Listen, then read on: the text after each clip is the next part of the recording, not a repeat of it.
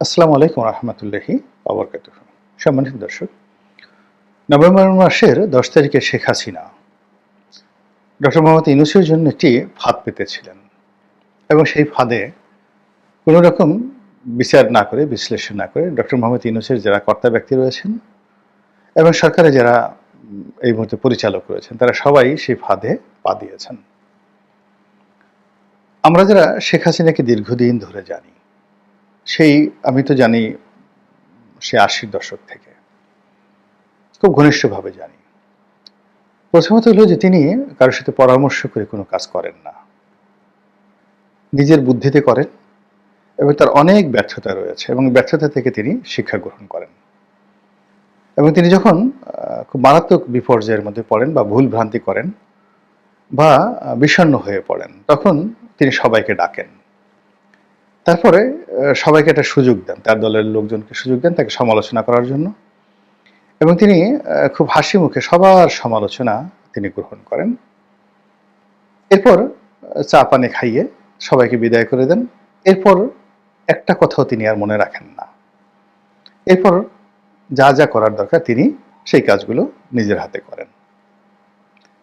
যখন এরশাদ বিরোধী আন্দোলন চলছিল, তখন বিশ্ববিদ্যালয়ে যারা ক্যাডার ছিলেন মারামারি করতেন, গুন্ডামি করতেন, গোলাগুলি করতেন। তারা খুব ভালো করে জানেন যে এই গোলাগুলি করার জন্য শেখ হাসিনা নিজের হাতে তাদেরকে কিভাবে টাকা দিয়ে দিতেন এবং আবার হিসাব নিতেন যে এই টাকা দিয়ে যে তোমাদেরকে এত গুলি কিনতে দেওয়া হয়েছে, সেগুলো তোমরা ঠিকমতো কিনতে পারছো কিনা, এবং জহুরুল হল থেকে গোলাগুলি হতো, মহাশয় হলে কয়েক রাউন্ড গুলি হলো, এইগুলোর খোঁজ খবরও তিনি রাখতেন। তারপর দেখা গেল যে তার কাউকে পছন্দ না, সেটা তোফায়েল সাহেব হোক, আমর সাহেব হোক, কিংবা ধরুন নাসিম সাহেব হোক, এই সিনিয়র যারা নেতৃবৃন্দ। এখন তিনি দেখা গেল যে এই তাদেরকে অপদস্থ করার জন্য তার দলেরই জুনিয়র কোন নেতাকে তিনি সরাসরি বললেন যে এই জিনিসটা তুমি করবা, ওর পাঞ্জাবি ধরে টান দেবা, পেছনে ঢিল মারবা, এই কাজটা করবা। তো এই অভ্যাস শেখ হাসিনার আছে। আবার তিনি যে 15 বছর ক্ষমতা চালিয়েছেন, এই 15 বছর ক্ষমতা চালাতে গিয়ে তার যদি কখনো কোনো ওসিকে দরকার হয়েছে, তিনি কিন্তু আইজিকে বলেননি, তারপর এসপিকে বলেননি, তিনি সরাসরি সেই ওসিকে টেলিফোন করেছেন বা ডেকে এনেছেন। তারপরে বলছেন ডু ইট। ফলে কি হলো, মানে একজন প্রদীপের মতো ওসি, তাকে যদি প্রধানমন্ত্রী ডেকে বলে তুমি 100টা মার্ডার করে ফেলো, ওর মাথা ঠিক থাকে কিনা? ঠিক সেম ঘটনাগুলো কিন্তু এই 2000 একেবারে 24 সনের আগস্ট মাস পর্যন্ত, ওনার পালিয়ে যাওয়ার আগ পর্যন্ত তিনি এই কাজগুলো করেছেন। যখন সেনাপ্রধানকে দরকার তার সাথে কথা বলেছেন, জিয়াউল হাসানকে দরকার তার সঙ্গে কথা বলেছেন, যখন ডিজিএফআইয়ের চিফকে দরকার তার সঙ্গে কথা বলেছেন, ডিজিএফআইয়ের চিফকে পাল্টানো দরকার, এবং যাকে দরকার ব্যবহার করে হুশ করে ছেড়ে দিয়েছেন। যেমন ধরেন জেনারেল হাসান সরওয়ার্দী এখন শেখ হাসিনার খুব বিরুদ্ধে বলে। এখন হাসান সরওয়ার্দীকে যতদিন তার প্রয়োজন ছিল তিনি এমনভাবে ব্যবহার করেছেন, ওর যত রস আছে সব রস দুমড়ে মুচড়ে তিনি বের করে নিয়েছেন। Then get out.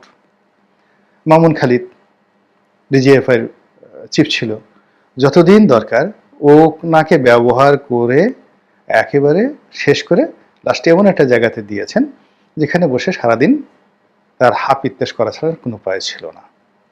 বসুন্ধরা মানে যে মালিক আহমেদ আকবর সুবহান, আমি যখন এমপি ছিলাম না, ঠিক এমপি চলে যাওয়ার পরে, এটা সম্ভবত 2016 সালের দিকে, তো বসুন্ধরার মালিকের যে প্রাসাদোপম বাড়ি, সেই বাড়ির উদ্বোধন হওয়ার সেই অনুষ্ঠানে উনি সিলেক্টিভ কিছু লোককে দাওয়াত করলেন। কেন জানি উনি আমাকেও দাওয়াত করলেন। আমি তখন বাংলাদেশ প্রতিদিনে লিখি এবং তখন তো আমি সংসদ সদস্য না, আমার কোনো ক্ষমতা নেই। আর বসুন্ধরা যে লেভেলে ব্যবসা বাণিজ্য করে বা যে লেভেলে তারা কানেকশন মেনটেন করে, সে বিএনপি আওয়ামী লীগ সব লেভেলই তারা হাইয়েস্ট লেভেলে কানেকশন মেনটেন করে। ফলে আমার মতো একজন লোককে উনি দাওয়াত করেছেন এবং তা আমার স্ত্রী সহ। তো সেখানে কেবলই মাত্র আমার প্রতি ভালোবাসা বা শ্রদ্ধার কারণে সেই কাজটি করেছেন। ওনার সঙ্গে আমার কোনো লেনদেন, কথাবার্তা, ব্যবসা বাণিজ্য বা কোনো স্বার্থ সংশ্লিষ্ট বিষয় মানে তৈরি হওয়ার মতো অবস্থানে আমি নেই। তো যার জন্য জাস্ট আমি সেখানে গিয়েছি। তো গেলাম, যাওয়ার পরে নিজে দাওয়াত করলেন। তারপরে উনার ছেলেরা ঠিক সেইভাবে একেবারে গেটের সামনে আহ্বান করলেন। তো সেখানে গিয়ে সরোয়ার্দীকেও দেখলাম, সরোয়ার্দী সাহেবকে দেখলাম, মামুন খালেদকে দেখলাম। তো আমি এদের দুজনের কাউকেই ওইভাবে চিনতাম না। সরোয়ার্দী সাহেবকে চিনতাম বাই নেমে, কারণ হলো তিনি ওই যে রেশমা ঘটনায় তিনি খুব আলোচিত ছিলেন, এই জন্য তার ফেসটা পরিচিত ছিল। কিন্তু মামুন খালিদ সাহেবের সঙ্গে আমার নামে জানি যে তিনি ডিজিএফআই এর প্রধান ছিলেন। তো তিনি এসে হঠাৎ করে সালাম দিলেন, দুজনে আমাকে সালাম দিলেন। তো সালাম দিলেন এবং কথা বললেন। এবং আমি ওই সময়টাতে মজলুম, অর্থাৎ 2016 সনে আওয়ামী লীগ দ্বারা নির্যাতিত একজন মজলুম ব্যক্তি, সরকারের রোষানলে থাকা একজন মানুষ, যেখানে লিখে যাচ্ছে সরকারের বিরুদ্ধে, বলে যাচ্ছে সরকারের বিরুদ্ধে। তো যখন হাসান সরওয়ার্দী সাহেব বা মামুন খালেদ সাহেব এগিয়ে এসে পরিচয় দিলেন এবং সালাম দিলেন, তখনই আমি বুঝতে পারলাম যে এই দুজন লোক এখন খুব অসহায় অবস্থায় আছে। আমি জিজ্ঞেস করলাম, আপনারা কোথায় আছেন? তারা বলল যে আমরা এই জায়গাতে আছি। এবং এখন দেখেন যে তারা উভয়ই নানা বিপদ বিপত্তিতে পড়েছেন, কিন্তু তাদেরকে বিভিন্ন পোস্টে রেখে, পোর্টফোলিও দিয়ে, মানে যাকে বলে হয় যত রকম নিংড়ানো দরকার তা কিন্তু শেখ হাসিনা করেছেন। একমাত্র সসম্মানে মরতে পেরেছেন জয়নুল আবেদিন। তো উনি এই পোর্টফোলিও নিয়েই মরতে পেরেছেন। আর বাকি যারা আছেন তারা শেখ হাসিনা তাদেরকে ব্যবহার করেছেন নিজের প্রয়োজনে। এবং পরবর্তীতে জন্য আরেকজন লোক ছিল আকবর, জেনারেল আকবর ছিলেন। তো ওনাকেও ব্যবহার করেছেন, প্রচণ্ডভাবে ব্যবহার করেছেন। এবং এই মানুষগুলোকে তিনি দুধর্ষ বানিয়ে ফেলেছেন। হারুনকে তিনি দুধর্ষ বানিয়ে ফেলেছেন, বিপ্লবকে দুধর্ষ বানিয়ে ফেলেছিলেন। তো এই কাজগুলো তিনি করেছেন একেবারে নিজের প্রয়োজনে। এর ফলে কি হলো, 15 বছরের একটা আয়রনি রেজিম, তাকে আপনি লৌহ মানবী বলেন, আমি একবার ঠাট্টা করে লিখছিলাম যে তিনি লৌহ মানবী নন, তিনি হলেন হীরক মানবী।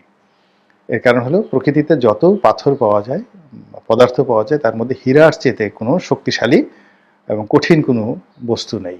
এই জন্য তাকে আমি লিখেছিলাম যে শেখ হাসিনা লৌহ মানবী নন, হীরক মানবী। এবং বাংলাদেশ প্রতিদিনের মতো পত্রিকা অথবা নয়া দিগন্তের মতো পত্রিকাতে এই 16-17 সনে এই জিনিসটা লেখা এত সোজা জিনিস নয়। তো এই কথাগুলো লিখেছিলাম। তো এখন সেই শেখ হাসিনা তার জীবনের সমস্ত পরিকল্পনা নিয়ে, এখন চিন্তা করুন যে ডক্টর মোহাম্মদ ইউনূসের চাইতে তিনি গড়ে 8 বছরের ছোট হবেন আনুমানিক। এখন তার বয়স যদি 78 বছর হয়, ইউনূস সাহেবের বয়স ছিল 86 বছর, 8 বছরের তিনি সিনিয়র। তো ইউনূস সাহেবের যে যাকে বলা হয় প্রাণশক্তি, তারপরে শেষে তার যে ক্যালকুলেটিভ রাজনীতির অভিজ্ঞতা, তার সাথে শেখ হাসিনার যোগ্যতা 1 লক্ষ নয় 100 কোটি গুণ বেশি। এবং ডক্টর মোহাম্মদ ইউনূসের যে শারীরিক অবস্থা, তার সাথে এই ডক্টর মানে যাকে বলে ডক্টর হাসিনা, ওনার তো 133টার উপরে ডক্টরেট ডিগ্রি আছে। ডক্টর মোহাম্মদ ইউনূসের যতগুলো ডিগ্রি আছে তার সাথে অনেক বেশি ডিগ্রি শেখ হাসিনার আছে। তো ডক্টর শেখ হাসিনা, তো তিনি যাকে বলা হয় তার যে শারীরিক অবস্থা, ফিজিক্যাল ফিটনেস, এটি ডক্টর মোহাম্মদ ইউনূসের সাথে 100 গুণ ভালো আছে। বয়সে তিনি ছোট, শরীর স্বাস্থ্য ভালো আছে। আর দুষ্ট বুদ্ধি, সেই উনি এই দুষ্ট বুদ্ধিটা 1980 সন থেকে প্র্যাকটিস করতে করতে সে বিশ্ববিদ্যালয় মোস্তফা মহসিন মন্টু সাহেবের রাজনীতি শেষ করে দিয়েছেন। ডক্টর কামাল হোসেন রাজনীতি শেষ করে দিয়েছেন, আব্দুর রাজাকের রাজনীতি শেষ করে দিয়েছেন, তুফাইল আহমেদ সাহেবকে রীতিমতো যাকে বলা হয় কবুতর বানিয়ে খাঁচার মধ্যে আটকে রেখেছেন, আমির হোসেন আমর মতো লোককে বস্তাবন্দি করে রেখেছেন, সাবির হোসেন চৌধুরীর মতো লোককে সারা জীবন ওই পিছনে ব্যাগটা নিয়েছেন। তারপরে ওবায়দুল কাদের থেকে শুরু করে অন্য সবাইকে জাস্ট কাউয়া কাদের বানিয়ে ছেড়েছেন তিনি সবাইকে। এবং এই যে লোকজন তাকে কাউয়া কাদের বলতো, শেখ হাসিনা এটা এনজয় করতেন, খুবই এনজয় করতেন। যে আমি একবার একটা দৌড়ের গল্প বলেছিলাম যে সৈয়দ আবুল হোসেন দৌড়ে সে মানে মন্ত্রী হয়েছে, শেখ হাসিনা